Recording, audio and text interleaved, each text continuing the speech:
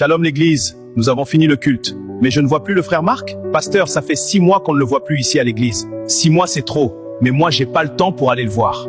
Pasteur, c'est un frère qui aime l'église, assurément il y a un problème. Qui connaît là où le frère vit? Donc personne ne connaît là où ce frère vit.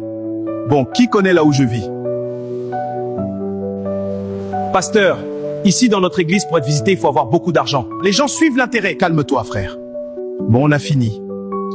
On remet tout entre les mains de Dieu.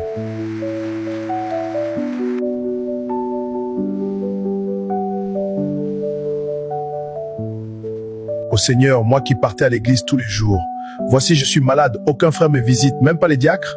Le pasteur nous a enseigné que la plus grande famille, c'est la famille en Christ. Mais là, je vis le contraire. Bon, nous avions fini notre culte de ce dimanche, que Dieu vous bénisse. Diacre, tu étais parti visiter notre frère Marc, comment il va? Désolé, pasteur. Vraiment, je suis désolé, pasteur. J'avais complètement oublié, pasteur. En dehors du diacre, il y a quelqu'un qui a visité le frère Marc? Ou quelqu'un connaît l'endroit où ce frère vit? C'est un frère zélé, courageux. Malgré les difficultés de la vie, ce frère est toujours présent et disponible pour travailler pour l'église. Pendant la construction de notre église, il était là presque tous les jours. Bon, personne ne connaît l'endroit où il vit, d'accord, c'est pas grave. Bon, les diacres, amenez les paniers de l'offrande missionnaire pour mon voyage en Inde.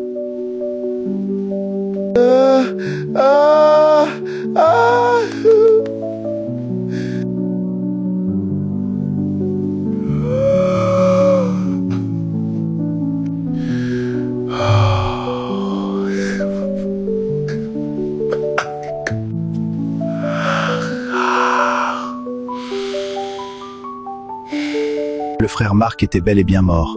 Un service social avait pris l'engagement pour l'enterrer. Il est mort du paludisme, car il n'avait rien pour se traiter correctement. Il est mort seul dans son lit.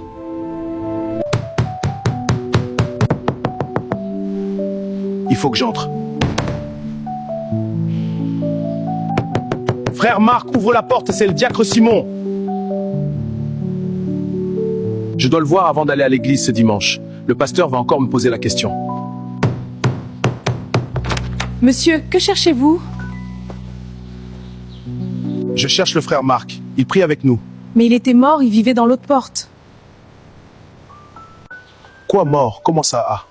Il fut mon voisin. Ça fait déjà 4 jours qu'il est sous terre. Vous les gens du message, vous avez l'amour dans les lèvres et non dans les actes. Nous avons vu aucun frère de l'église, même pas à l'enterrement. Nous soi-disant les païennes, nous avons fait quelque chose pour l'enterrer. Il est mort du paludisme. Nous avons su ça après, mais c'était déjà trop tard. Je suis désolé, madame, je n'arrive plus à me tenir debout.